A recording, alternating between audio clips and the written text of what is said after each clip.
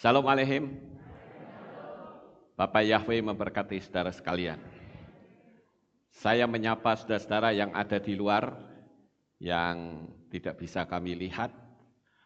Begitu juga dengan saudara-saudara yang ada di berbagai belahan dunia manapun yang mengikuti acara ini. Saya ucapkan selamat beribadah. Bapak Yahweh memberkati saudara sekalian. Malam hari ini Bapak Ibu, saya akan menyampaikan satu materi yang saya beri tema, Kaulah Yahweh pelindungku, terima kasih untuk kasih-Mu. Kita sebagai anak-anak Bapak Yahweh, kita tentu butuh perlindungan. Karena tanpa perlindungan, kita akan menjadi orang yang hidup di bawah rasa takut dan cemas. Untuk itu sebelum saya menyampaikan, saya ingin ajak saudara untuk membaca kitab suci kita. Mari kita buka di dalam kitab Tehillim atau kitab Mazmur pasal 121 ayat 2 sampai ayat 8. Demikianlah bunyinya. Pertolonganku ialah dari Yahweh, pencipta langit dan bumi. Dia tidak akan membiarkan kakimu goyah. Penjagamu tidak akan terlelap. Lihatlah, tidak akan terlelap ataupun tertidur. Penjaga Israel, Yahweh adalah penjagamu. Yahweh adalah pelindung. Pada tangan kananmu, matahari tidak akan menyakitimu pada siang hari ataupun bulan pada malam hari. Yahweh akan menjagamu dari segala kejahatan. Dia akan menjaga jiwamu. Yahweh akan menjaga kepergianmu dan kedatanganmu dari sekarang sampai selama-lamanya. Amin. Bapak Ibu yang terkasih, kalau kita mau jujur, tiap-tiap manusia, siapapun, pasti ada rasa takut. Dan sebetulnya rasa takut itu adalah pelengkap dari Tuhan untuk kita menghindari bahaya. Tetapi, jikalau ketakutan itu berkelebihan, itu yang jelas salah. Bahkan saya bisa mengatakan, orang yang takut berlebihan itu tidak percaya kepada Tuhan. Tidak percaya akan kuasanya. Tidak percaya akan perlindungannya. Bapak Ibu Saudara yang terkasih, kita harus tahu tentang arti dari kata takut dan cemas. Ini nampaknya mirip, saudara. Tetapi ada perbedaan. Kalau rasa takut, itu berarti perasaan yang sedang terjadi dalam satu peristiwa yang ada saat itu. Misalnya, orang takut hantu. Nah, itu berarti takut atau cemas? Takut, saudara-saudara. Tapi hantu tidak perlu ditakuti sebetulnya ya. Hantu itu adalah malaikat yang jatuh dan dia jabatannya itu ecek-ecek, saudara-saudara. Enggak ada yang perlu kita takutkan. Kemudian kalau kita lihat takut besok kira-kira makan apa ya, itu takut atau cemas? Cemas. Jadi kita harus bisa membedakan antara takut dan cemas. Hari ini saudara diancam orang, takut atau cemas? Takut. Saudara berpikir, wah jangan-jangan saya diputus sama pacar saya. Takut atau cemas? Cemas. Artinya begini, saudara. Takut itu adalah peristiwa yang sedang terjadi. Cemas itu adalah peristiwa yang belum terjadi. Nah, ini yang harus kita sama-sama sikapi. Karena kecemasan, ketakutan, sekalipun berbeda, tapi dia sangat identik. Sekali lagi saya katakan, rasa takut itu Tuhan berikan kepada setiap manusia. Contoh misalnya saudara takut harimau, itu takut yang wajar, takut yang benar. Tapi kalau saudara ketakutan, seperti kebanyakan orang pada masa kini, itu yang terlalu saudara. Saudara tidak percaya akan kuasa Tuhan. Maka hari ini saya perlu beritahukan kepada saudara, seperti tema kita, Kaulah Yahweh pelindungku. Benarkah kita meyakini bahwa Yahweh itu adalah pelindung kita? Apakah itu hanya sebuah slogan belaka? Karena kita harus mendengar firman, lalu kita mendengar Yahweh adalah pelindungku, lalu kita berkata amin. Tapi faktanya di dalam dunia fisik kita masih dicekam rasa takut yang sangat berlebihan. Rasa takut sekali lagi itu Tuhan berikan kepada manusia. Tapi kalau sudah berlebihan, saya boleh mengatakan secara ekstrimnya adalah saudara sedang menghina Tuhan. Karena apa? Karena kita tidak meyakini bahwa ada Tuhan yang menjadi pelindung di dalam hidup kita. Tapi kalau kita meyakini Tuhan itu pelindung, ngapain kita takut, saudara-saudara? Seluruh dunia mengalami hal yang sama dan itu tidak perlu ditakutkan. Saya berharap saudara memahami apa yang saya maksud. Nah, Bapak Ibu yang terkasih, sekarang yang terpenting adalah apa respon seseorang saat menghadapi tekanan. Rasa takut itu kan muncul karena ada tekanan, saudara-saudara. Orang diancam itu kan tertekan jiwanya. Orang merasa cemas itu juga tertekan, walaupun peristiwanya belum terjadi. Firman Tuhan mengajarkan kepada kita, kalau saudara membaca di dalam kitab Iyob atau Ayub pasal 3, 25, 26, di sana dikatakan, apa yang aku takutkan itulah yang mendatangi aku. Apa yang aku khawatirkan dia yang mendatangi aku. Kecemasan semua datang. Jadi ketika kita takut secara berlebihan, kita sebetulnya sedang mencipta sebuah malapetaka besar. Makanya materi pada malam hari ini kita perlu mempertanyakan pada diri kita masing-masing. Benarkah saat ini saya sedang dicekam oleh rasa takut? Lalu pertanyaan yang kedua, apa yang kita perlu takutkan? Tema ini memang cukup tidak nyaman ketika saudara berada dalam perasaan yang takut. Tetapi sekaligus satu tema yang hebat. Karena ketika kita meyakini akan perlindungan dan kuasa Tuhan, rasa takut itu akan hilang. Nah, Bapak Ibu yang terkasih, sekali lagi saya katakan ketika kita mengalami tekanan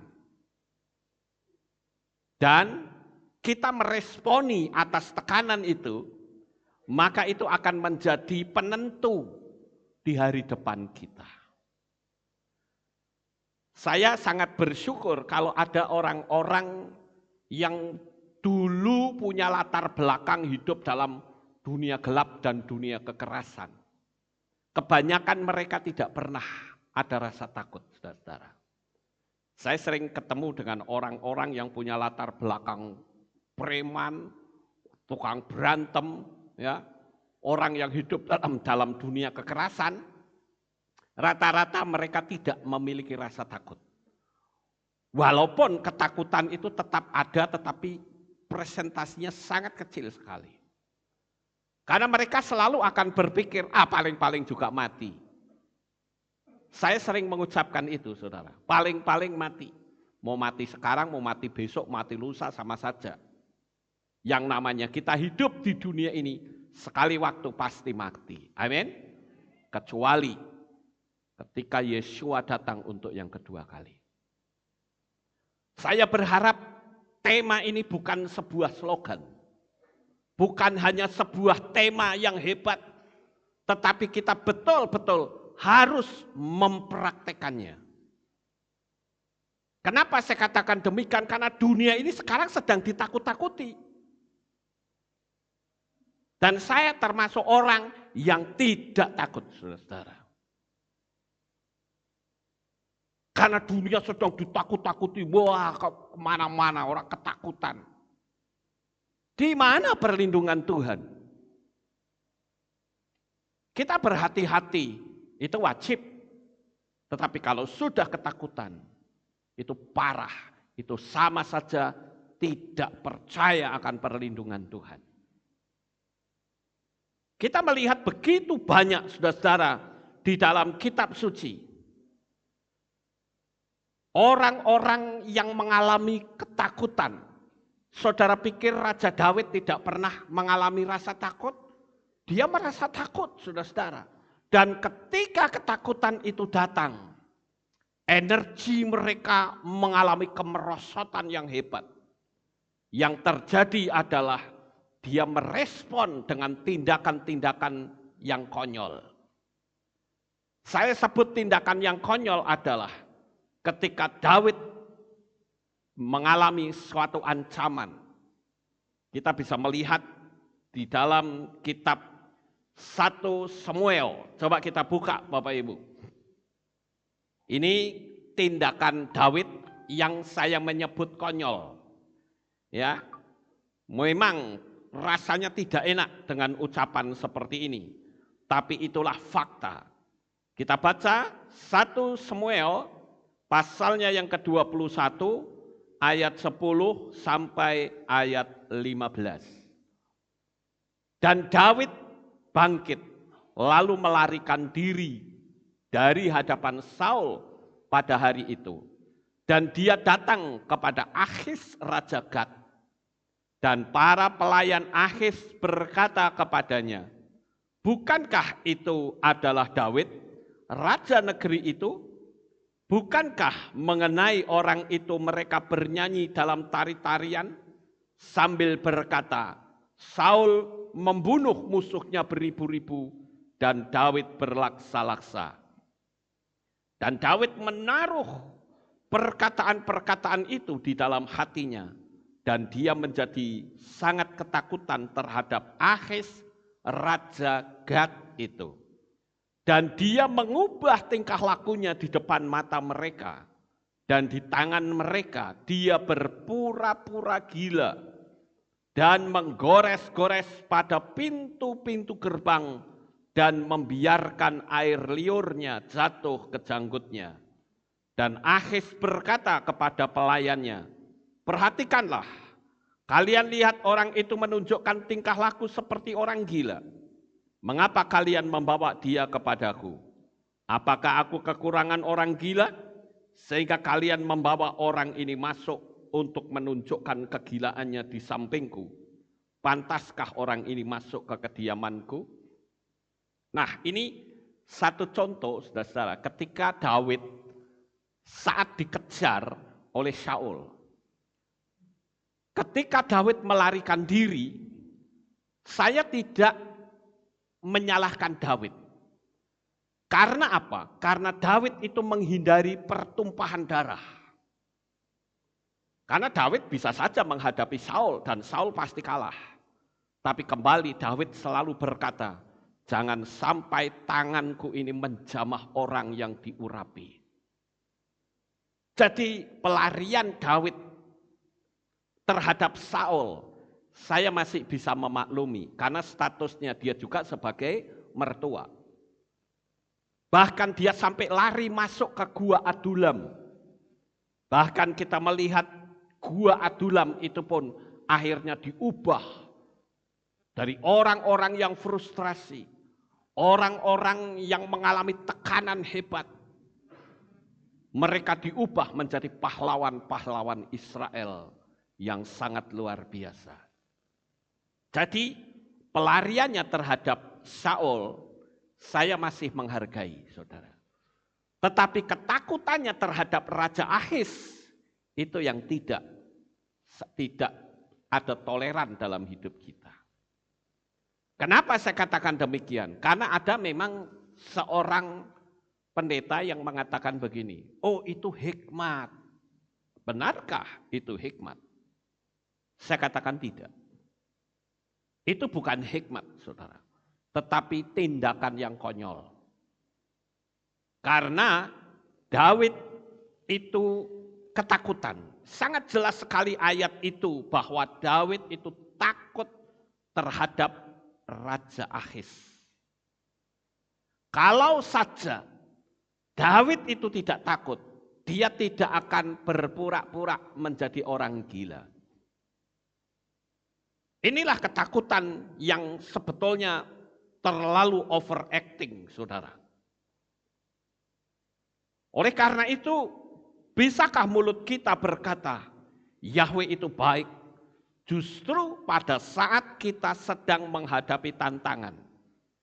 Kita akan berkata seperti itu kalau kita mengenal tentang Tuhan itu secara benar. Tapi selama kita tidak mengenal Tuhan itu secara benar, yang terjadi ada apa sedikit takut, apa sedikit takut. Sehingga kita akan bertanya, loh kamu itu sebetulnya hidup di dunia ini mau ngapain?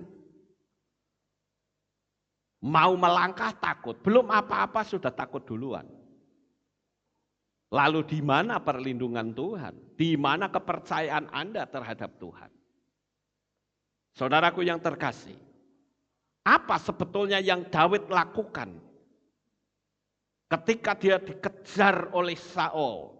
Saya tidak akan membicarakan ketakutan Daud terhadap Raja Akhis. Percuma, karena itu sudah jelas kata takut saja itu membuat sikap respon Daud itu sangat tidak baik. Tetapi Daud tidak pernah takut ketika dia dikejar oleh Saul. Dia hanya menghindari pertumpahan darah. Bahkan sebagai bukti bahwa Daud itu menghindari pertumpahan darah ketika ajudan-ajudan raja, sebutlah pas panpresnya pada tidur semua. Daud mengendap-endap dan memotong ujung jumbai jubah Saul, yaitu sit-sit yang saya pakai ini, saudara, itu dipotong. Lalu Daud berkata, Bapakku lihat, aku sebetulnya bisa membunuh kamu, tetapi aku tidak akan melakukannya. Jangan sampai engkau terprovokasi dengan orang lain bahwa aku membencimu. Tidak sama sekali. Aku mengasihi engkau. Lihat Bapakku, mana ajudan-ajudanmu yang hebat itu, sementara raja tidak dijagai. Dan di situ terjadi rekonsiliasi antara Saul dengan Daud. Sebetulnya apa yang dilakukan oleh Daud itu sebuah tindakan profetik yang sangat mengerikan, saudara-saudara.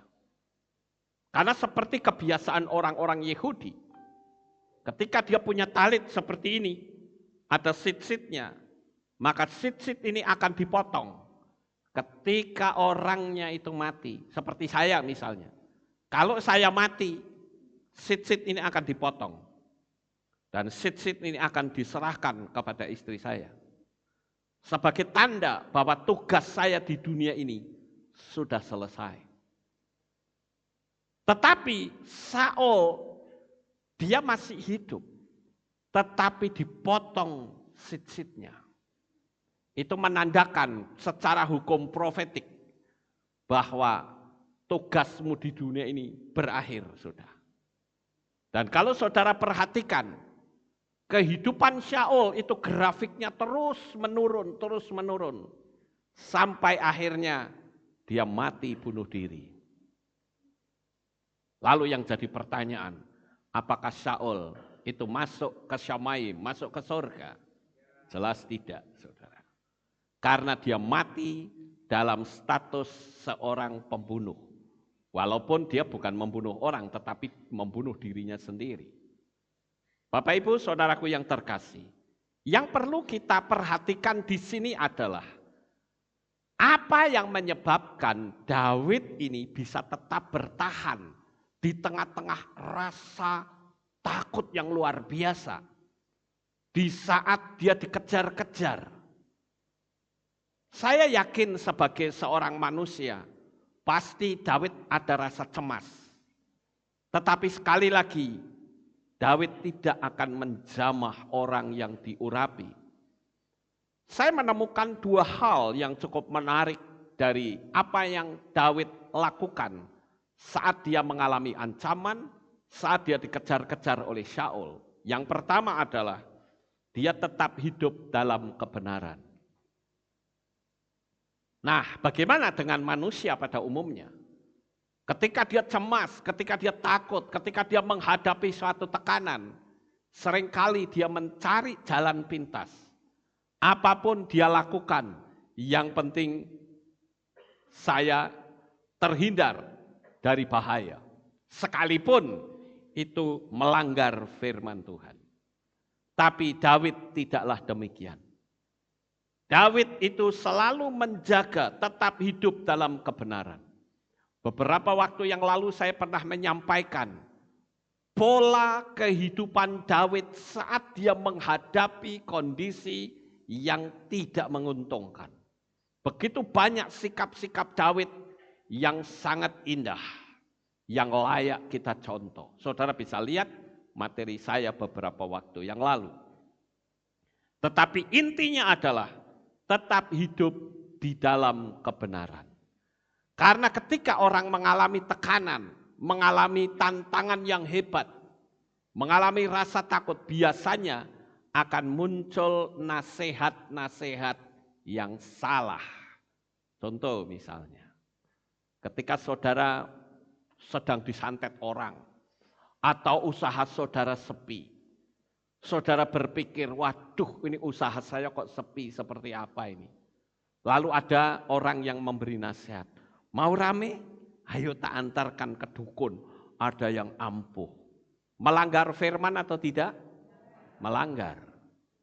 Dan orang lakukan itu, wis pokoknya toko saya rame. Nah itu enggak benar, saudara-saudara. Lalu di mana perlindungan Tuhan? Nanti kita akan melihat di bagian belakang. Bagaimana cara Tuhan itu memberikan pertolongan kepada setiap manusia. Dan saya yakin kalau dia memberikan pertolongan kepada orang-orang yang tertulis dalam kitab suci, saya juga yakin Tuhan yang sama akan memberikan pertolongan kepada saudara semuanya. Yang penting tinggal ikuti saja pola yang kitab suci tulis. Karena Tuhan yang kita sembah sama seperti yang disembah oleh orang-orang yang tertulis dalam kitab suci. Kasihnya tidak pernah berubah. Dia tidak pernah membeda-bedakan kita. Jadi yakinlah, saya tidak tahu apa yang sedang terjadi di hari-hari terakhir ini. Mungkin saudara berkata, apa yang harus aku perbuat? Usahaku sepi. Apa yang harus aku perbuat? Besok kontrakanku habis. Apa yang harus aku perbuat? Karena aku melakukan cicilan angsuran mobil, ternyata untuk kelanjutannya aku nggak tahu apakah bisa bayar atau tidak. Tapi saya kasih tahu saudara, ketika engkau mengenal Tuhan yang benar, tidak ada perkara yang mustahil bagi orang percaya. Haleluya. Cuman yang sekarang menjadi masalah, kadang kita kurang memahami. Kita hanya menganggap Tuhan itu sebuah konsep. Atau orang mengatakan, ya namanya kita orang beragama, yang harus kenal Tuhan, ya wes yang penting saya beragama. No, bukan begitu saudara. Kita harus meyakini bahwa Tuhan itu betul-betul suatu pribadi yang sangat mengasihi saudara semua. Camkan kata-kata saya, saudara. Manusia boleh saja membenci kita, bahkan orang tua kita bisa membenci kita. Tetapi Bapa Yahweh di dalam Yesua HaMasyiah, dia tidak bisa membenci saudara. Dia justru mengasihi sampai Yesua rela mengorbankan darahnya karena dia sangat mencintai saudara. Sekarang kita coba melihat saudara-saudara, Ketika orang takut, maka tindakannya adalah overacting. Oleh karena itu, Bapak Ibu yang terkasih, jangan sampai ketakutan kita itu nggak masuk akal. Ketakutan kita itu terlalu berlebih-lebihan. Saya katakan kalau hari ini di batin saudara masih terdapat rasa takut yang luar biasa terhadap kondisi dan keadaan yang ada di dunia ini, saya rasa tema ini tidak cocok untuk saudara. Saya harus ngomong dengan jujur. Saya berkata, saya cocok dengan tema ini karena di dalam diri saya tidak ada rasa takut. Loh kenapa kok enggak takut? Ya karena Tuhan melindungi saya. Lah kalau saudara enggak mengenal Tuhan yang benar, wah ikut arus, takut satu, takut semua, kita juga ikut-ikutan takut. Dan saya yakin tema ini enggak akan cocok, bahkan bikin saudara sakit hati dengan saya. Tapi kalau saudara yakin memiliki Tuhan yang hebat, saudara akan berkata, amin, apa yang dikatakan Pak Lukas itu benar. Karena aku punya Tuhan yang dahsyat, Tuhan yang maha kuasa, Tuhan yang besar. Hidup matiku ada di dalam tangan kasih-Nya. Haleluya. Itu baru pandangan yang benar, saudara-saudara. Kalau saya ikut-ikutan takut, saya berhenti bicara di sini. Karena itu enggak cocok tema itu untuk saya. Bapak Ibu saudaraku yang terkasih, kalau saudara takut miskin bagaimana? Ya kemiskinan akan terjadi dalam hidup saudara, amin? Kalau saudara takut yang terlalu overacting, seperti kondisi orang-orang di dunia saat ini sedang ketakutan, apa yang akan terjadi? Ya yang Anda takutkan itu terjadi. Bapak Ibu yang terkasih, kalau saudara takut dan terus takut, yang terjadi adalah kekuatan Tuhan, itu saudara lepaskan. Saudara harus ngerti tentang hukum alam supranatural. Saya banyak mempelajari dunia alam roh, saudara-saudara. Dan saya tahu, Tuhan yang saya sembah, yang bernama Bapa Yahweh itu dahsyatnya luar biasa. Dia bisa mengubah keadaan dari yang di bawah menjadi di atas, dari yang putih jadi hitam, yang hitam jadi putih. Bagi Bapa Yahweh ibarat seperti orang balik telapak tangan. Orang balik telapak tangan itu gampang nggak, saudara? Gampang, cuman kayak gini. Itu yang Tuhan lakukan untuk kita. Tapi ketakutan, kecemasan, kekhawatiran itulah energi-energi negatif yang sedang terus ditanamkan oleh tiap-tiap manusia di atas muka bumi ini. Dan itulah yang dikehendaki oleh mereka. Kalau orang sudah ditekan rasa takut, dia sudah mau diapain juga nurut. Kamu harus begini, ya. Kamu harus gini, iya. Kamu harus gini, iya, ya, saya lakukan. Karena sudah ketakutan. Tapi beda kalau orang yang tidak tahu, kamu harus ngomong, tidak. Karena aku punya Tuhan yang dahsyat. Paham Bapak Ibu? Karena kalau kita bicara tentang rasa takut dan kondisi yang ada, itu akan sangat bertolak belakang. Sementara kita harus meyakini akan kekuasaan Tuhan. Sementara hari-hari ini bahkan sudah setahun lebih diopiok-opiok jiwa kita. Ini tragis sekali. Dan saya harus merebut saudara dari tangan setan. Bapak Ibu saudaraku yang terkasih. Rasa takut sekali lagi Tuhan berikan kepada manusia. Itu agar kita waspada. Tapi jikalau itu sudah berlebihan, itu salah. Rasa takut itu harus berada di tempatnya. Contoh misalnya, takut masuk penjara. Benar atau tidak? Betul. Jadi kalau saudara takut masuk penjara, ya jangan kita lakukan kriminal. Kan begitu Bapak Ibu. Ya kan? Kemudian, mau jualan takut dagangannya nggak laku. Ini benar nggak? Salah. Firman Tuhan katakan kalau kita siap menabur, jangan lihat awan. Begitu kita lihat mau menabur, kita aduh awannya kok gelap. Waduh jangan-jangan hujan, jangan-jangan banjir, habis dah benih saya. Padahal saya katakan, tabur saja.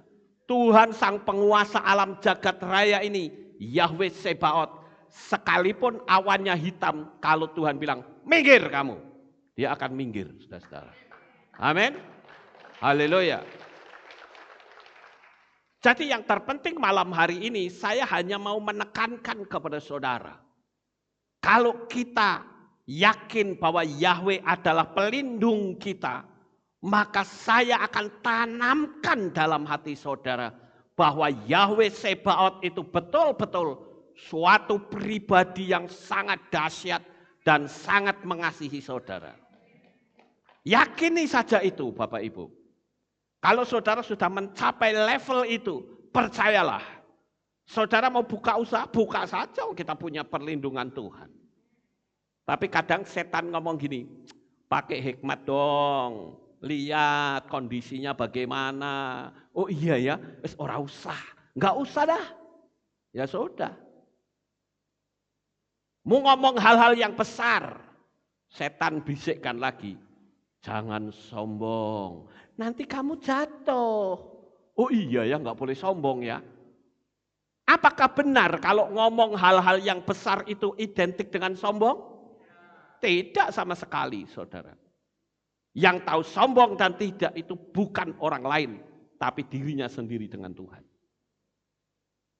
Orang bahkan yang berkata, aku ini orangnya rendah hati loh, tapi sebetulnya kata-kata itu mengandung kesombongan. Bisa atau tidak? Bisa. Kita harus paham hal ini Bapak Ibu. Saya katakan memang kitab suci menulis. Kita sudah masuk dalam masa yang sukar. Saya katakan amin, betul sekali. Tapi bukan berarti masa yang sukar itu berlaku untuk saudara. No, tidak sama sekali. Masa yang sukar itu hanya berlaku untuk orang-orang yang tidak mengenal kekuatan Tuhan yang besar. Tapi hari ini saya terus tanamkan, engkau memiliki Tuhan yang dahsyat. Engkau memiliki Tuhan yang luar biasa. Ngapain Anda mesti takut? Dia adalah pelindung kita. Dia adalah pembela kita. Saya ambil sebuah ilustrasi kecil, saudara. Ini khusus bagi orang yang takut setan. Ini sebuah ilustrasi saja. Saya katakan kamu jalan sendiri ya. Dari sini masuk ke kuburan Giriloyo, malam-malam jalan dewek ke sana. Orang yang takut setan berani enggak? Enggak akan berani, pasti takut. Oh jangan. Tapi sekarang, kalau orang itu saya bilang, bagaimana kalau saya temani? Ayo, berani enggak kamu? Berani saudara, kenapa? Karena saya berani dengan setan. Jadi kalau kita atau saya mendampingi orang yang takut, respon dari orang yang takut, jadi apa? Hilang ketakutannya, betul? Nah sekarang yang mendampingi kita itu bukan Lukas Sutrisno loh. Yang mendampingi saudara itu Bapak Yahweh, Sang Pencipta alam jagat raya, yang dahsyatnya itu enggak kepalang tanggung, saudara. Jadi alasannya kita takut itu tidak ada. Makanya yang saya tanamkan untuk materi ini hanya satu. Milikilah pengenalan yang benar akan Tuhan yang kau sembah itu siapa. Sejak saya mengenal dunia kekristenan, lalu kemudian saya masuk lebih dalam ke pola Ibrani, akhirnya saya mengenal Bapa Yahweh. Wow, saya katakan Tuhan, aku bersyukur dan bersukacita. Karena aku memiliki Bapa Yahweh. Dan aku pun dimiliki dia. Bahkan firman Tuhan katakan, aku memelihara engkau seperti biji mata. Kalau Tuhan sudah ngomong biji mata, itu sudah paling top, saudara-saudara. Karena yang namanya biji mata itu tidak bisa dijamah oleh siapapun. Termasuk orang yang katanya mencintai pun, no, tidak boleh. Ya, saya sering mengilustrasikan kalau ada orang pacaran. Misalnya orang bilang, sayang, boleh nggak aku pegang tanganmu? Boleh nggak? Boleh. Boleh nggak aku pegang kepalamu? Boleh. Tapi coba, boleh nggak aku pegang biji matamu? Nggak akan ada. Nggak pernah ada orang yang bilang, oh boleh. Nyoh, tekelen gitu. Nggak ada, saudara. Itu bukti bahwa kalau kita dijadikan Tuhan sebagai biji matanya, itu berarti posisi saudara itu sangat sempurna di hadapan Tuhan. Jadi ini terus yang saya tanamkan malam hari ini, saudara. Kalau saudara memiliki pemahaman yang luar biasa akan kuasa kasih Bapa Yahweh. Betul-betul sekalipun dalam kondisi dunia yang sedang sulit, tapi itu tidak berlaku untuk saudara. Karena Tuhan akan bertindak. Contoh gampang, gak usah jauh-jauh. Saudara punya anak saja. Apakah saudara tidak ingin anak saudara menjadi seorang pengusaha yang kaya? Pasti ingin, bukan?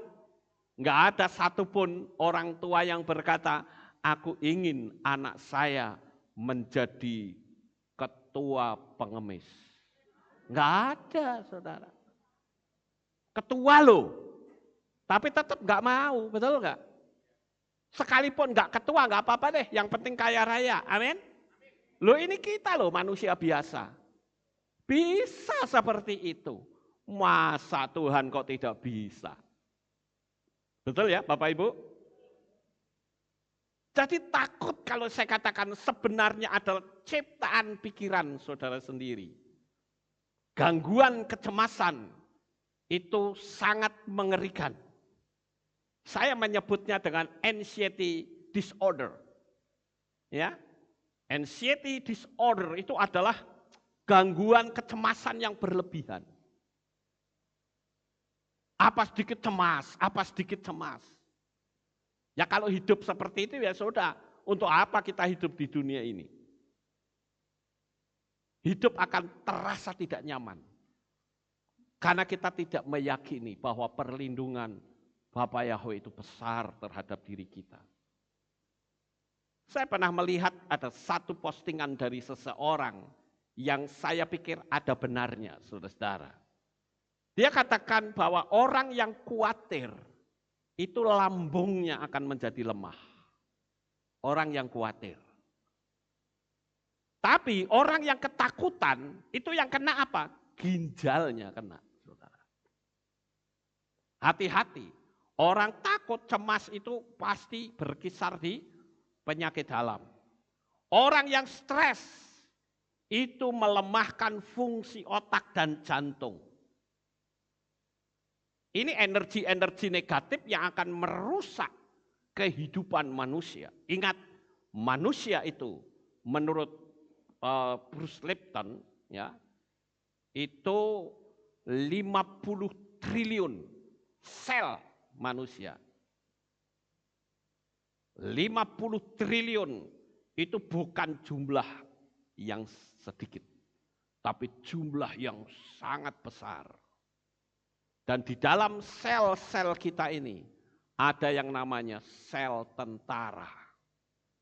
Sel yang akan bisa menolak penyakit, Bapak Ibu. Jadi Tuhan itu sudah memberikan struktur tubuh manusia itu begitu sempurna. Tadi khawatir melemahkan lambung, ketakutan melemahkan ginjal, stres melemahkan fungsi otak dan jantung. Kalau sedih itu melemahkan paru-paru.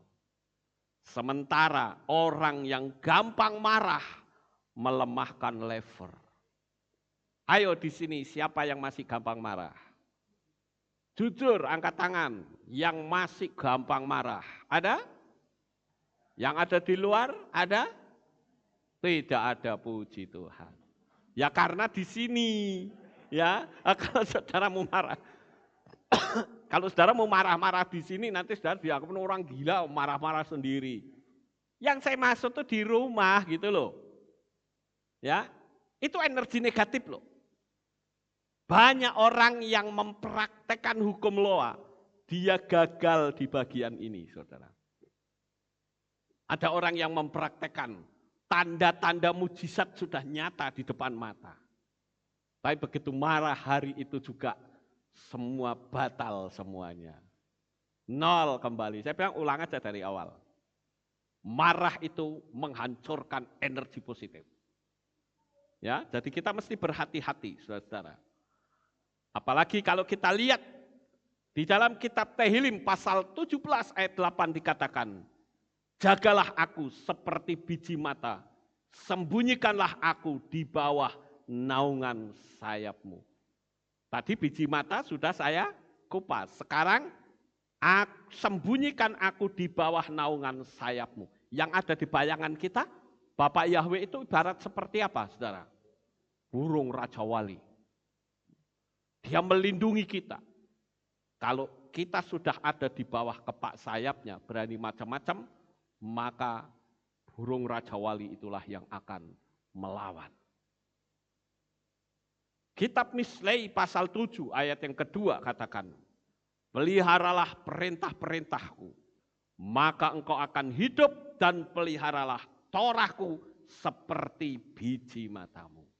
Lah, ini yang disuruh menempatkan Torah seperti biji mata, itu kita semua. Kita pelihara firman Tuhan.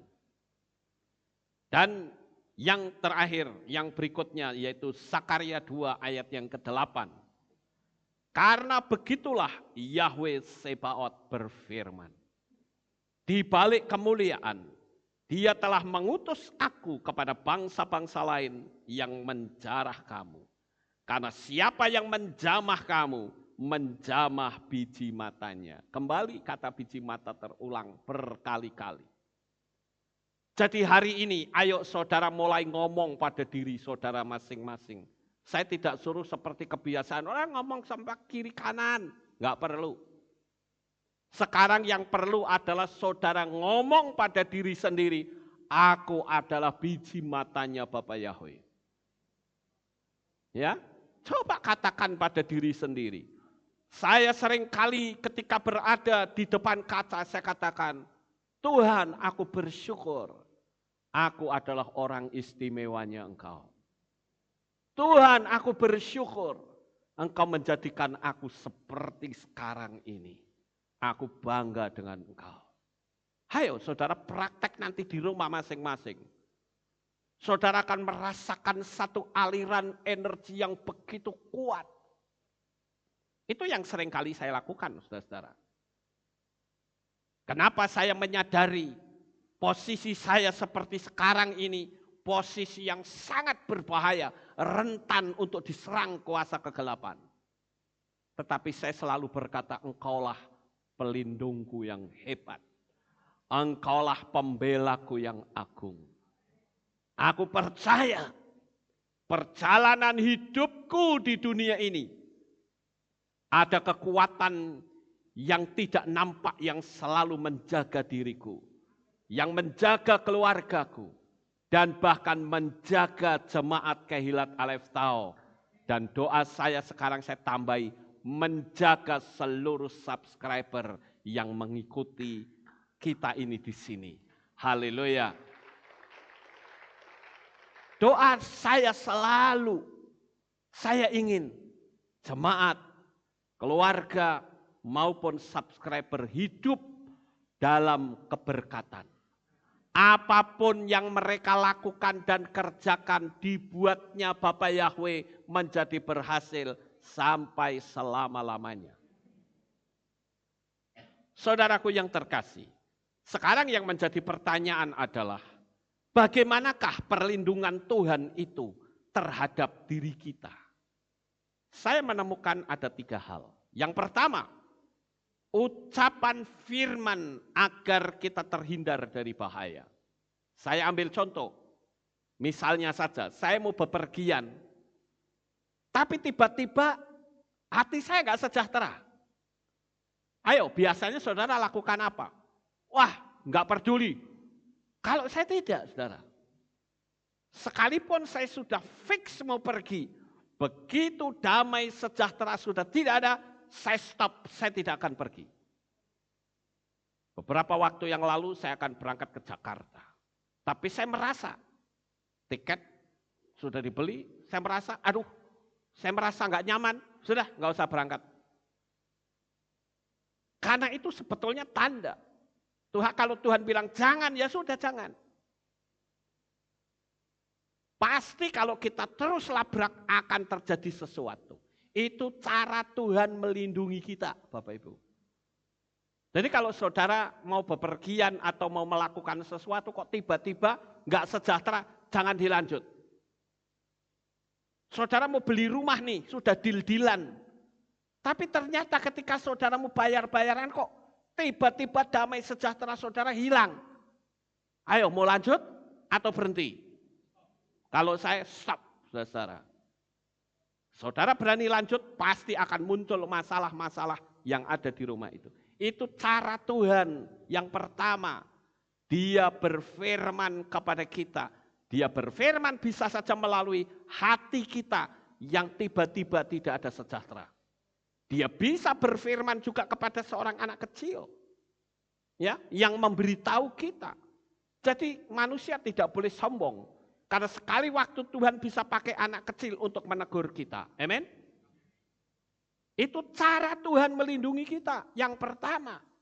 Sekarang cara yang kedua adalah melalui malaikat-malaikatnya. Itu perlindungan Tuhan yang luar biasa. Malaikat-malaikat Tuhan yang saya maksud di sini bukan dalam wujud malaikat yang beneran saja. Tidak. Yang namanya malaikat itu dalam bahasa Ibrani itu malak yang artinya utusan. Tuhan bisa mengutus si A, si B, si C untuk menolong kehidupan kita. Bisa atau tidak? Bisa. Itulah malaikat yang saya maksud tadi. Walaupun malaikat yang beneran juga bisa terjadi. Ketika saudara ada dalam bahaya, Tuhan turunkan malaikatnya. Seperti kita lihat zaman kitab suci di perjanjian lama. Baik itu Abraham, baik itu Ishak, Yakov, selalu ada dalam perlindungan malaikat Tuhan. Tetapi malaikat yang saya maksud juga bisa berupa manusia. Dan yang ketiga adalah perlindungan Tuhan bisa terjadi melalui kuasa yang dapat membalikkan situasi melalui nubuatan yang kita ucapkan. Sampai di sini paham Bapak Ibu? Saya ambil satu contoh. Di dalam kitab Melehim Bet atau Dua Raja-Raja, pasal 7 ayat 1 sampai 2. Di sana ada sebuah peristiwa inflasi besar-besaran. Sampai dikatakan 1/4 kap tahi merpati saja mahalnya luar biasa. Tetapi ada seorang nabi yang bernama Elisa yang menubuatkan sesuatu, salah satu perlindungan Tuhan. Elisa memberitahukan, dia katakan demikian. Lalu Elisa berkata, dengarlah firman Yahweh. Nah ini yang nubuat Elisa, saudara. Dengarlah firman Yahweh. Beginilah Yahweh berfirman, besok kira-kira waktu seperti ini, 1 sukat tepung terbaik akan berharga 1 sikal. Dan 2 sukat jelai akan berharga 1 sikal di gerbang Samaria. Tetapi perwira ketiga yang menjadi ajudan orang kepercayaan raja menjawab abdi Elohim serta berkata, lihatlah, seandainya Yahweh membuat tingkat-tingkat di langit, dapatkah hal itu terjadi? Dan Elisa menjawab, lihatlah, Engkau akan menyaksikannya dengan matamu, tetapi engkau tidak akan makan daripadanya. Dan apa yang diucapkan Elisa itu betul-betul terjadi. Karena tidak percaya, dia menghina akan firman Tuhan. Sehingga yang terjadi, ajudan raja itu hanya nonton, bahkan mati terinjak-injak, saudara. Yang tadinya harganya melambung luar biasa tinggi, akhirnya berubah menjadi harga yang murah semuanya. Dan saya percaya, hal ini akan terjadi dalam dunia hidup saudara masing-masing. Asal yang penting kita berani menubuatkan keluargamu, menubuatkan usahamu, menubuatkan kehidupan kariermu, nubuatkan hal-hal yang besar, maka pertolongan Tuhan akan datang sesuai dengan yang engkau nubuatkan. Amin Bapak Ibu, haleluya. Jadi disinilah yang saya perlu sampaikan, agar kita memiliki pemahaman yang benar tentang siapa Tuhan yang kita sembah. Kita memiliki pemahaman yang benar bahwa Yahweh Sebaot, dialah pencipta alam semesta. Dan dia juga yang memiliki aturan semesta alam. Sehingga dengan demikian, maka kita sebagai anak-anak Tuhan akan selalu kuat menjalani hidup ini sampai Tuhan Yesua datang untuk yang kedua kali. Sukses besar untuk saudara. Bapak Yahweh memberkati. Haleluya. Mari kita akan bersama-sama tunduk kepala dan kita akan berdoa. Kami mengucapkan terima kasih dan syukur kepadamu ya Bapa. Malam hari ini kami telah mendengarkan renungan firman-Mu. Biarlah apa yang telah kami taburkan menjadi berkat bagi jemaat-Mu. Dan bagi semua orang yang menyaksikan dan mengikuti streaming ini. Bapak Yahweh memberkati mereka semua. Karena kami tahu bahwa kehidupan anak-anak-Mu ada dalam perlindungan tangan kasih-Mu yang sempurna. Terima kasih Bapa, meteraikan firman ini di dalam hati seluruh umat-umat-Mu. Di dalam nama Adonai Yeshua HaMashiach, Juru Selamat kami yang ajaib, kami sudah berdoa dan mengucap syukur. Amin. Haleluya. Malam hari ini Bapak Ibu kita akan bersama-sama memasuki Seder Pesach. Atau kita akan masuk dalam perjamuan kudus. Saya minta semua tim pelayan perjamuan kudus bisa maju ke depan sini.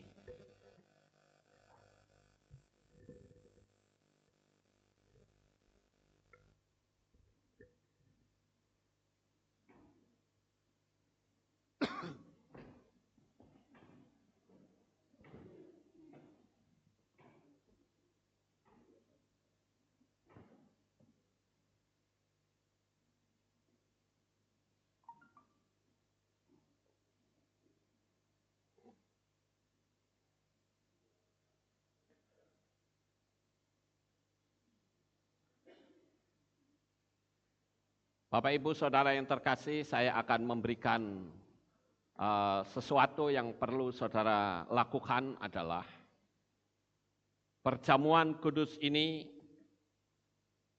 ada 4 cawan dan 4 roti.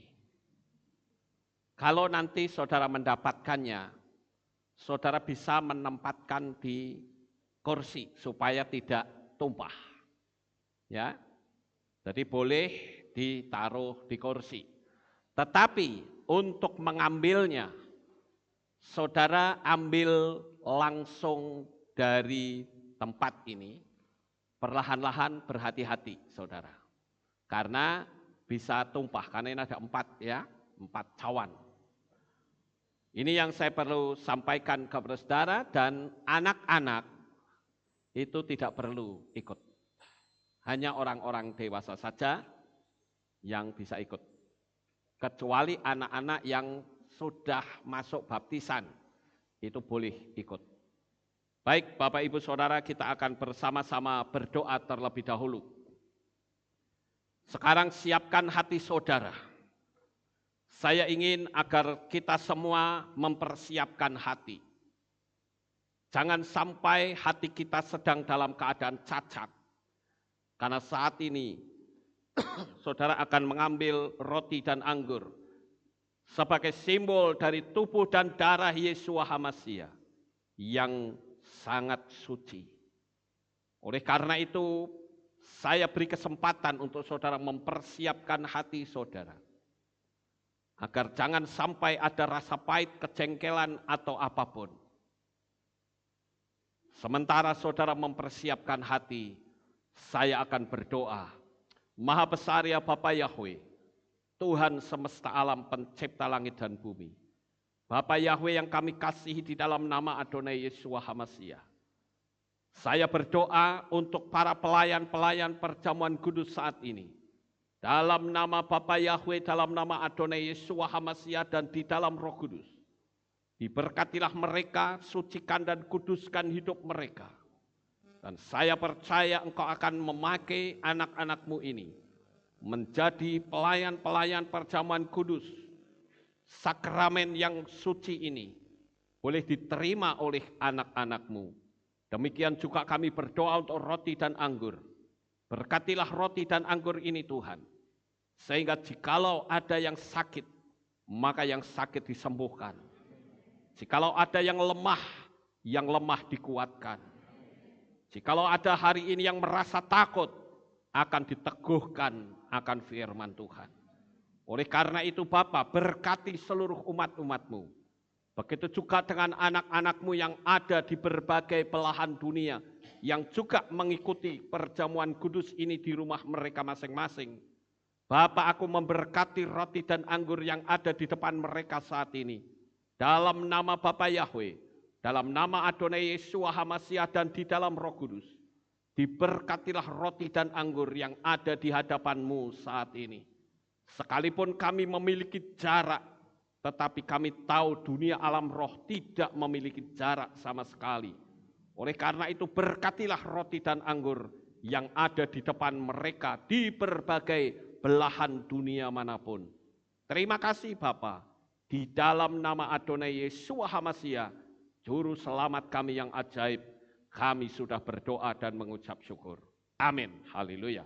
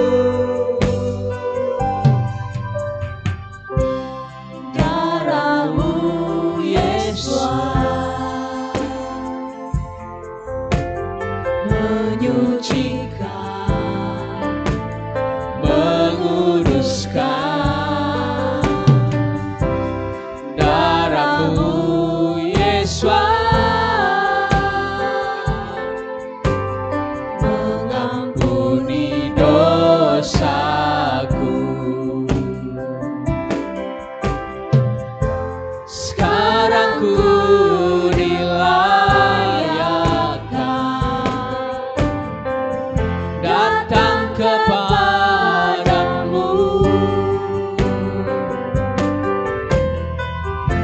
Sekarang ku dibenarkan masuk ke bait-Mu. Sekarang ku dilayakkan datang kepadamu.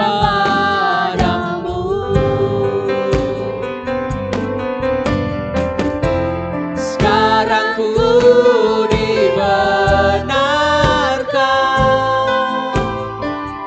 untuk menyembah-Mu.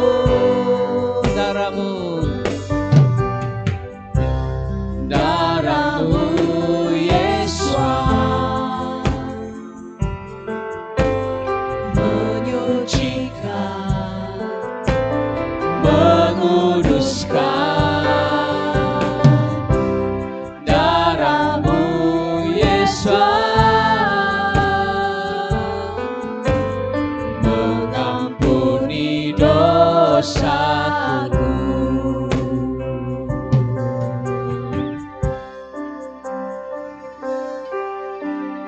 Oh, dambo Shell Yeshua.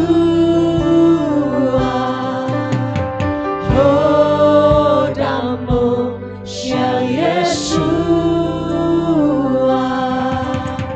Oh, dambo Shell Yeshua. Shall let my be. Oh, dambo Shell Yeshua.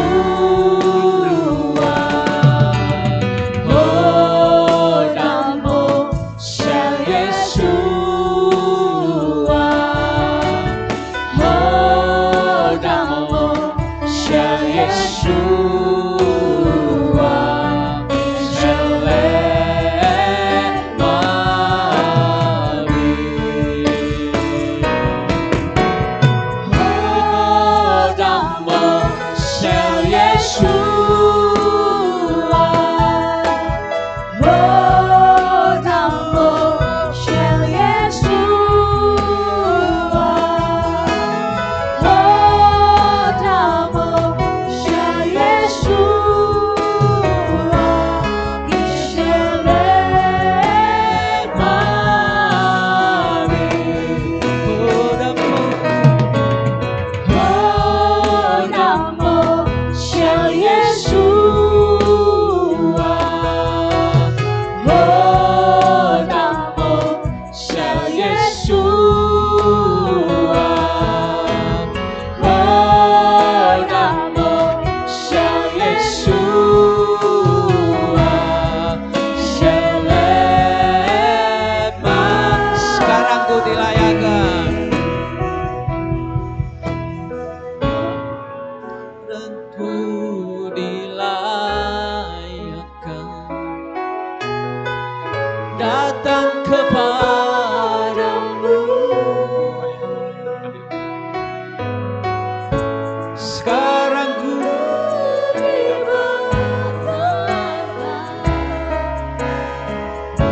masuk ke bait-Mu.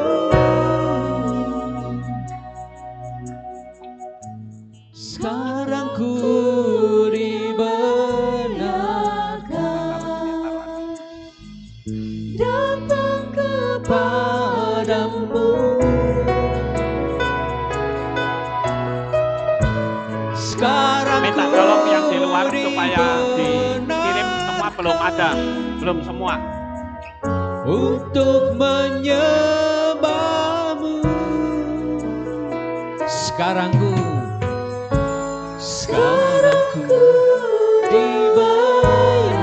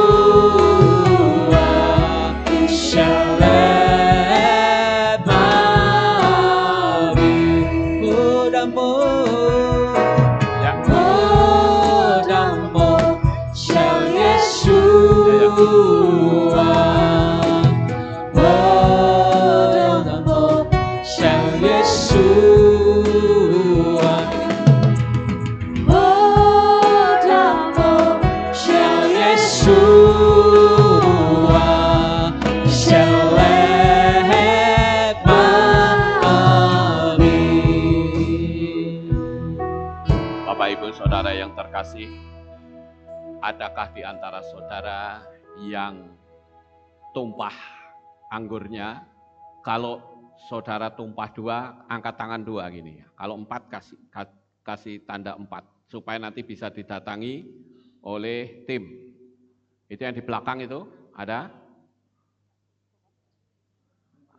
Ada lagi yang lain yang di depan barangkali?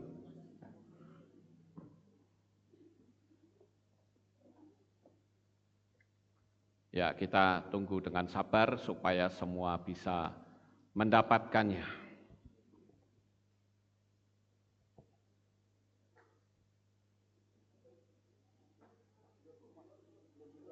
Di luar belum semua, selesaikan dulu di luar.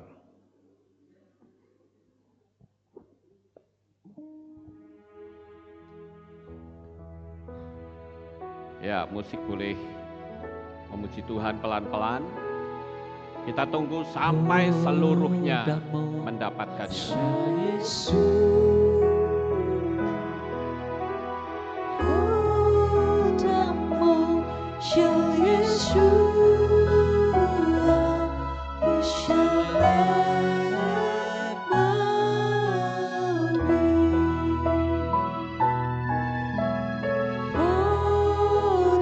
Yang di dalam sudah semua belum, Bapak Ibu? Sudah ya? Yang belum mendapat atau yang tumpah saudara, angkat tangan saudara.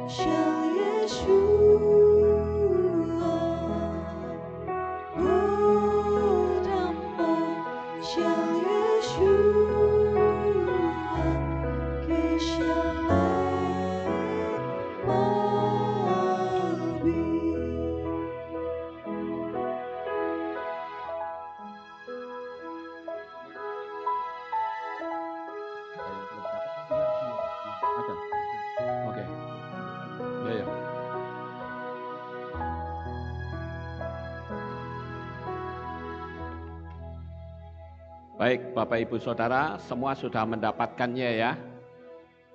Baik, kalau sudah mendapat, saya tunggu yang di luar yang belum dapat.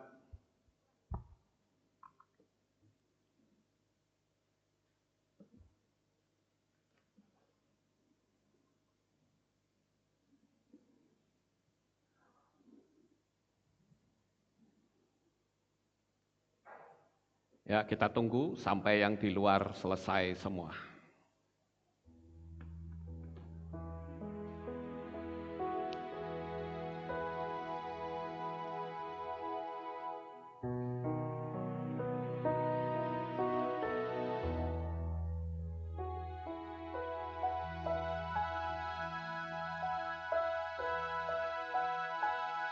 Bagi saudara yang ada di luar yang belum mendapat, sedang dilayani oleh Bapak Samuel.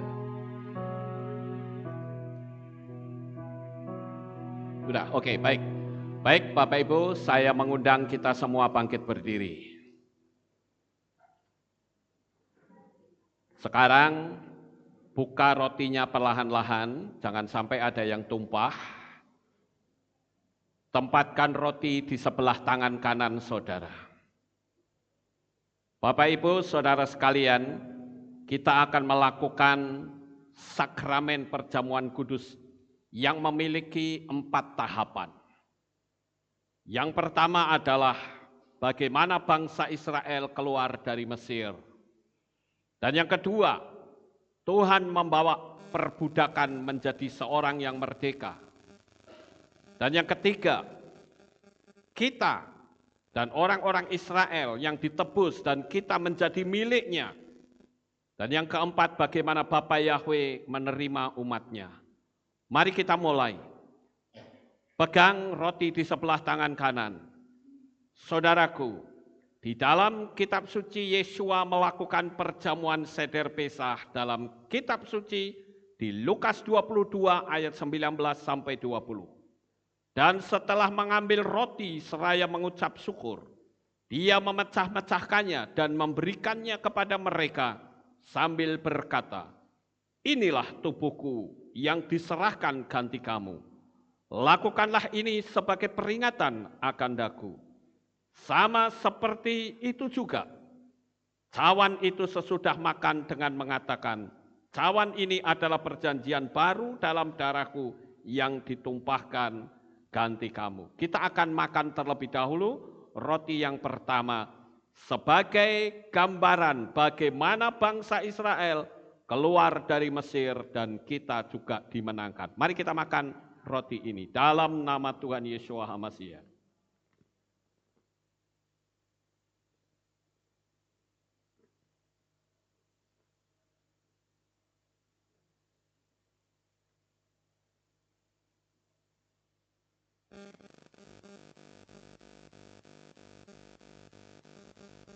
Sekarang tempatkan anggur di tangan kanan saudara.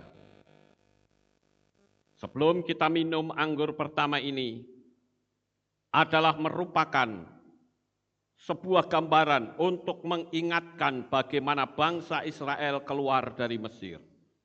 Mereka bersukacita semua, kepahitan mereka berubah menjadi manis. Firman Tuhan katakan, "Dan aku akan tinggal di tengah-tengah Bani Israel. Aku akan menjadi Elohim bagi mereka. Dan mereka akan mengetahui bahwa akulah Yahweh Elohim mereka yang telah membawa mereka keluar dari tanah Mesir agar aku tinggal di tengah-tengah mereka. Akulah Yahweh Elohim mereka." Mari kita minum.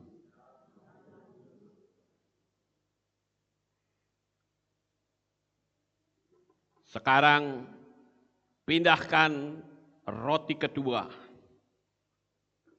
Sebelum kita makan roti kedua ini, yang tentunya menjadi peringatan bahwa Tuhan membawa umatnya dari perbudakan orang Mesir menjadi orang merdeka.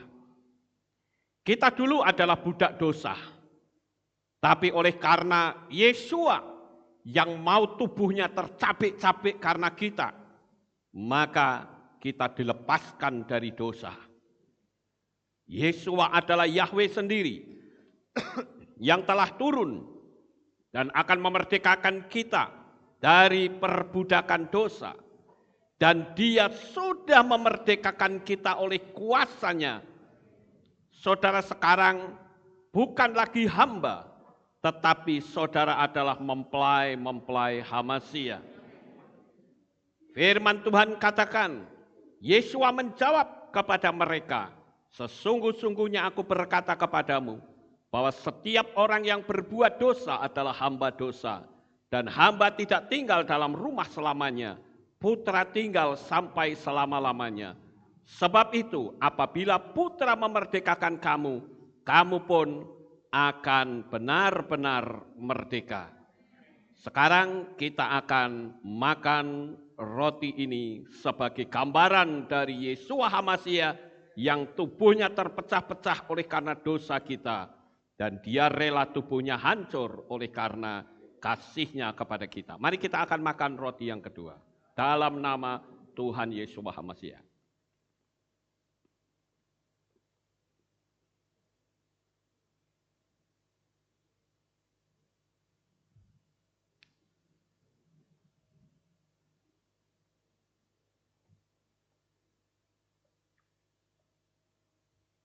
Sekarang pegang anggur yang kedua. Firman Tuhan berkata, sebab aku sendiri telah menerima dari Tuhan, bahwa apa yang telah kuserahkan kepadamu, bahwa Tuhan Yesus pada malam waktu Dia dihianati, Dia mengambil roti dan sesudah itu mengucap syukur dan memecah-mecahkannya dan berkata, ambillah, inilah tubuhku yang dipecah-pecahkan ganti kamu. Lakukanlah ini menjadi peringatan akan daku. Dan Dia pun mencurahkan darahnya melalui kasih-Nya yang sangat besar. Dan anggur ini adalah simbol dari darah Yeshua Hamasya yang telah tertumpah di atas kayu salib. Kita akan meminumnya dengan iman di dalam nama Adonai Yeshua Hamasya.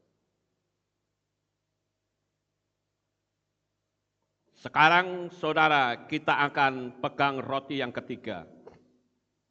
Roti ini adalah merupakan penebusan bagi bangsa Israel, di mana saat ini kita menjadi miliknya. Kita orang-orang goyim telah dibeli dan harganya telah tunai dibayar. Bukan dengan emas maupun perak, tetapi dengan darah yang suci, darah Yeshua Hamasya.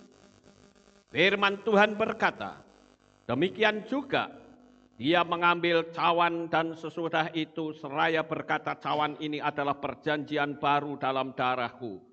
Lakukanlah ini setiap kali kamu meminumnya menjadi peringatan akan daku. Sebab sesering kamu makan roti itu dan minum cawan itu, kamu sedang memberitakan kematian Tuhan sampai Dia datang. Mari kita akan makan roti yang ketiga.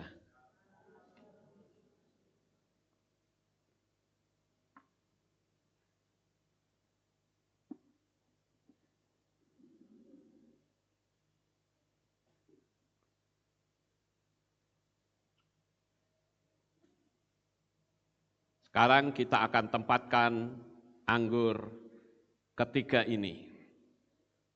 Dan kita tahu Bapak Ibu bahwa anggur ini adalah simbol dari darah, tetapi juga simbol dari pahit menjadi manis.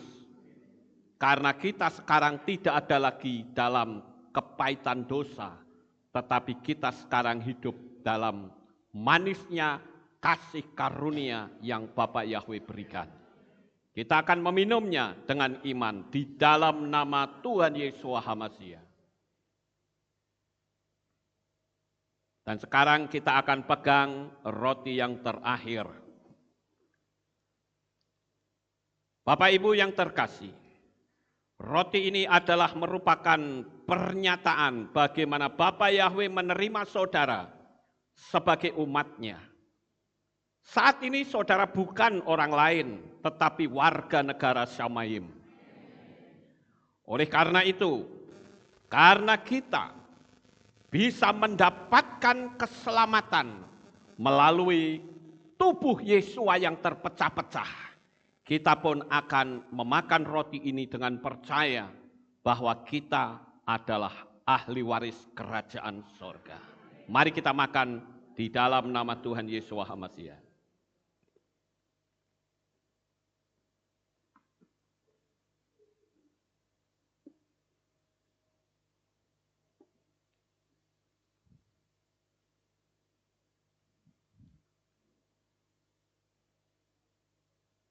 Sekarang kita akan pegang anggur yang terakhir.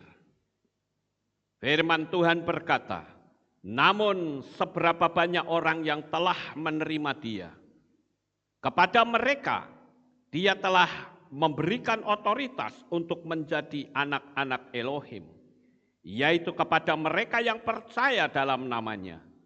Oleh karena itu kita akan minum anggur ini. Setelah itu kita akan bersama-sama mengucap syukur. Kita berdoa dengan bersuara, mengucapkan terima kasih atas kebaikan dari Bapa Yahweh di dalam darah Yesua HaMasiah. Mari kita minum dengan iman dalam nama Tuhan Yesua HaMasiah. Kami mengucapkan terima kasih dan syukur kepadamu ya Bapa Yahweh. Malam hari ini kami bersama-sama boleh mengikuti perjamuan kudus. Kami tahu betapa kami memiliki nilai yang sangat berharga, sangat berharga di matamu. Oleh karena itu kami bersukacita dan bersyukur. Kami menyadari dulu kami tidak ada apa-apanya, tapi sekarang kami adalah biji matamu. Kami berterima kasih, kami bersukacita atas kebaikan dan kasih sayang yang Bapa Yahweh berikan. Terima kasih ya Tuhan. Sekali lagi kami bersukacita dan bersyukur atas kasih-Mu yang begitu sempurna. Kami boleh merasakan roti dan anggur itu menyatu dalam tubuh kami. Dan kami merasakan cinta Tuhan yang besar. Perlindungan Bapa Yahweh yang sempurna di dalam kehidupan kami. Terima kasih ya Tuhan. Inilah doa syukur yang kami naikkan kepadamu. Di dalam nama Adonai Yesua HaMasiah, Juru Selamat kami yang ajaib. Kami sudah berdoa dan mengucap syukur. Semua yang percaya berkata, amin. Silakan duduk kembali Bapak Ibu. Sekarang kita akan mendengar pengumuman.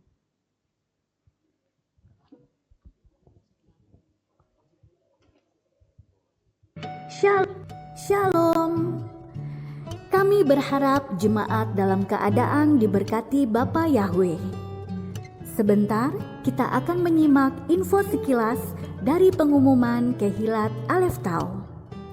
Di minggu ini akan ada hari raya yang kita rayakan. Jadi kami berharap saudara bisa memperhatikan baik-baik jam dan tanggalnya agar tidak lupa untuk menghadiri dan mengikuti acara tersebut. Hari Raya Buah Sulung atau Habik Kurim akan dilaksanakan pada hari Minggu 28 Maret 2021 pukul 6 pagi. Dengan tema, Lihatlah Yeshua Penyelamat Israel, pujilah Dia. Ibadah Minggu sore akan digabung pagi. Jemaat diberi kesempatan untuk memberikan persembahan sulung untuk imam. Paling lambat pada hari Minggu 28 Maret 2021 sebelum ibadah dimulai. Dalam rangka memperingati Hari Raya Pesak, akan diadakan donor darah pada hari Minggu 28 Maret 2021 pukul 9 pagi di Kehilat. Bagi yang ingin berpartisipasi, harap mendaftar di kantor Kehilat. Untuk jemaat yang sudah mendaftar, berkesempatan mendapatkan undian door prize. Hari Raya Roti Tak Beragi atau Mazzah Penutup akan dilaksanakan pada hari Jumat 2 April 2021 pukul 6 sore dengan tema Inilah Aku Untuk Melayanimu. Ibadah Syabat 3 April 2021 digabung hari Jumat. Info perkawinan. Akan dilangsungkan pemberkatan perkawinan pasangan ST Cahyo Gunawan dengan Eli Endrawati pada hari Rabu 31 Maret 2021 pukul 10 di Kehilat Alef Tau. Bagi jemaat yang ingin memberikan doa restu, bisa hadir dengan menaati protokol kesehatan. Demikianlah pengumuman untuk minggu ini. Sukacita melimpah bagi saudara semua. Bapa Yahweh memberkati. Protokol kesehatan. Demikianlah pengumuman untuk minggu ini. Sukacita melimpah bagi saudara semua. Bapa Yahweh memberkati. Ya, silakan tim perjamuan bisa mengambil cawan-cawan dan yang ada di jemaat ya.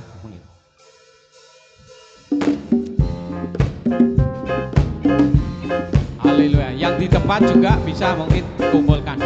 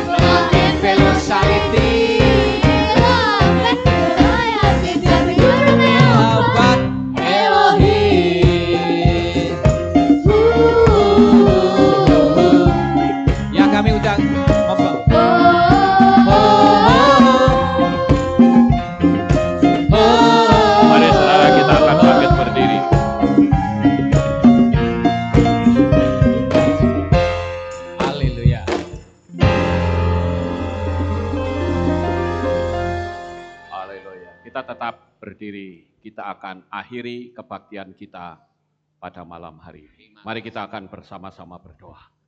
Kami mengucapkan terima kasih dan syukur kepadamu ya Bapa Yahweh, buat anugerah kasih Tuhan yang besar.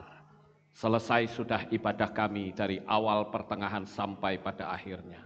Bapa Yahweh berkati anak-anakmu. Pertemukan kembali esok untuk kami rayakan hari raya buah sulung. Karena kami tahu bahwa besok pagi kami bersama-sama akan memuji dan meninggikan Engkau kembali.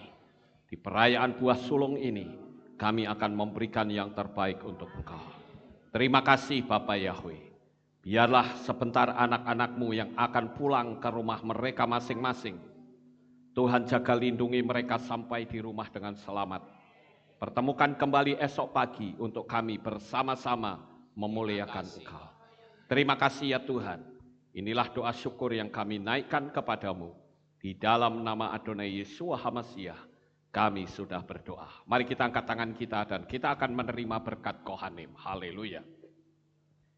Yevarechecha Yahweh wa yismereka. Amin. Ken Yehirotso. Yair Yahweh panau eleka. Wihuneka.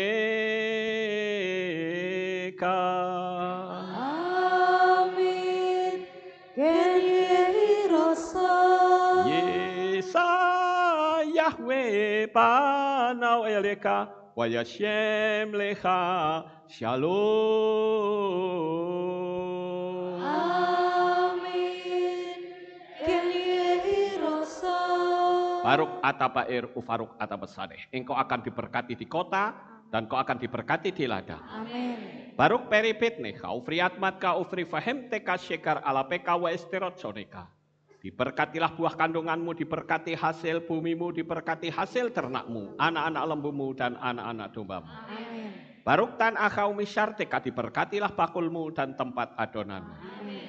Baruk ata memboy kau faruk ata betseteka, dan kau akan diberkati pada waktu kau masuk, dan kau akan diberkati pada waktu kau keluar. Amin. Baruk ata Yahweh Elohenu melek haolam, Besem Yeshua Hamasya waruah hakodes kile olam fa'ed. Kami sudah berdoa dan mengucap syukur.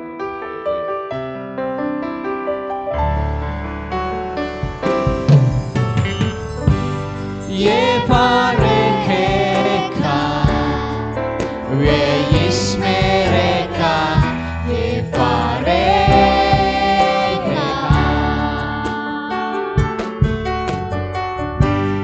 Yair Yahweh panau elecha wihuneka.